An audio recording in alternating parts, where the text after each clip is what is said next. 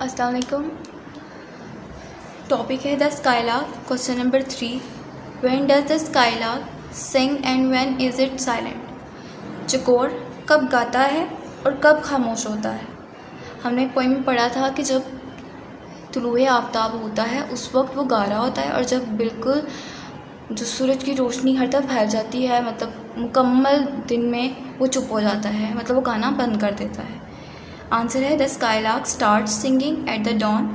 Skylark चकोर तुलुए आफ़ताब के वक्त गाना शुरू करता है एंड स्टॉप सिंगिंग, और गाना बंद करता है इन द मॉर्निंग, सुबह में।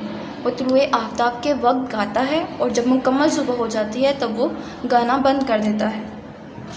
इसके साथ कॉलम्स करेंगे। पेज नंबर 48,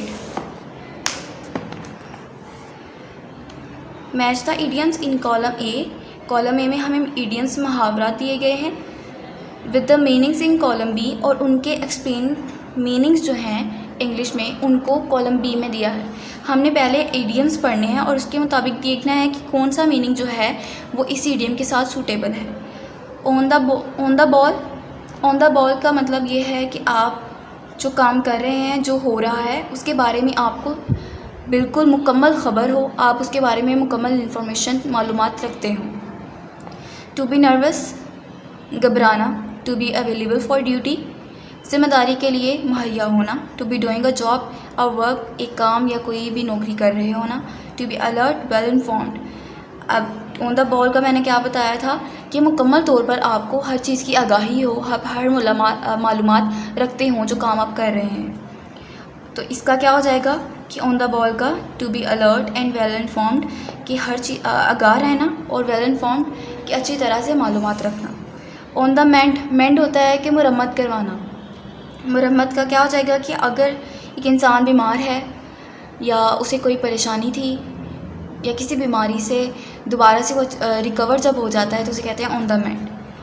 कि किसी की बीमारी के बाद सेहत याब हो जाना, उसे कहते हैं ऑन द मेंड। उसके लिए मुहावरा इस्तेमाल करते हैं on the mend. On the mend का मतलब है कि किसी बीमारी के बाद सेहत याब हो जाना। टू बी नर्वस का पता बताया था मैंने। To be available for duty, to be doing a job और वर्क। टू बी पंक्चुअल होना, मतलब कि रेगुलर होना, बाकायदा होना।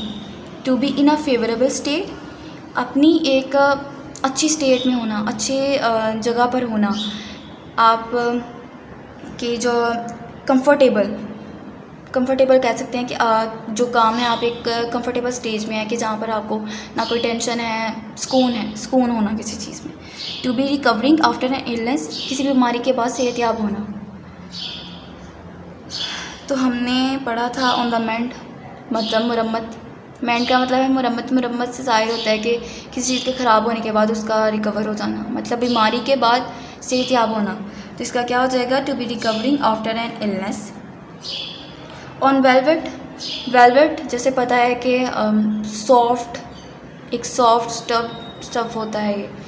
तो इसका क्या हो जाएगा कि एक सॉफ्ट स्टफ़ मतलब सुकून में होना, एक ऐसी स्टेट में होना कि जहाँ पर आपको परेशानी ना हो, आप सुकून में हो, और आपकी पसंदीदा स्टेट हो वो, कि आप उसमें शौक़ से हैं, ना आपको कोई टेंशन है ना कोई परेशानी है।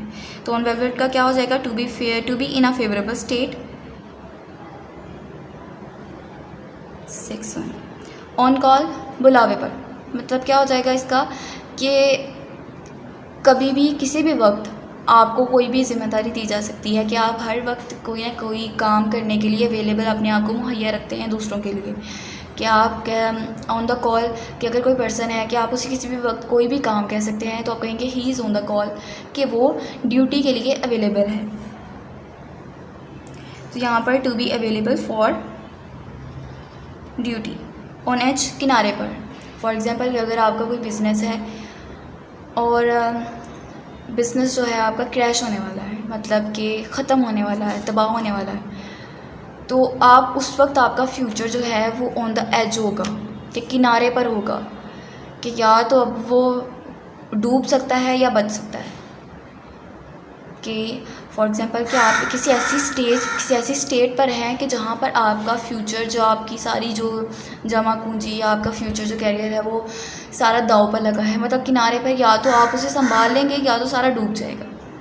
ठीक है, तो ऑन द एज मतलब कि टू बी नर्वस, घबराहट, घबराना, मतलब जब आपका फ्यूचर दांव पे लगा होगा, आपका फ्यूचर जो है आप उसके बारे में कंफ्यूज हैं कि आप पता नहीं क्या होना है, तो ये घबराने की सिचुएशन है कि आप नर्वस हैं कि क्या हम बच जाएंगे या फिर हम मतलब हमारा जो सारा फ्यूचर है वो डूब जाएगा, ख़राब हो जाएगा।